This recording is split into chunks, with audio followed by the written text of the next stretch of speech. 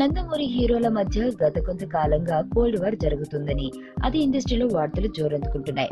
అయితే ఇదంతా ఏమీ లేదని జూనియర్ చెప్పినా ప్రస్తుత పరిస్థితి చూస్తే అనుమానం రాక తప్పదు. మొన్నటికి మొన్నే సాతకని ట్రైలర్ రిలీజ్ అయ్యాక తారక్ ట్వీట్ చేయడంతో వీరిద్దరి మధ్య మళ్లీ సంబంధాలు బలమయ్యాయని, ఇప్పటిదాకా రెండుగా ఉన్న నందమూరి ఫ్యామిలీలు మళ్లీ తిరిగి ఒకటవుతుందని సోషల్ మీడియాలో ప్రచారం జరిగింది.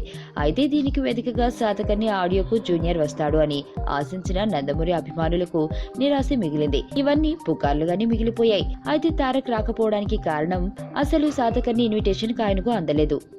వేడుక కోసం డిజిటల్ ఇన్విటేషన్ ను తయారు చేయించి సినీ రాజకీయ ప్రముఖులకు అందించిన సాతకని టీం జూనియర్ ఫ్యామిలీకి ఇవ్వలేదా? ఇచ్చినా వారు రాలేదా? జూనియర్ ప్రస్తుతం ఏ విధమైన షూటింగ్ లకు కూడా వెళ్లడం లేదు. మరెందుకు హాజరు కాలేదు?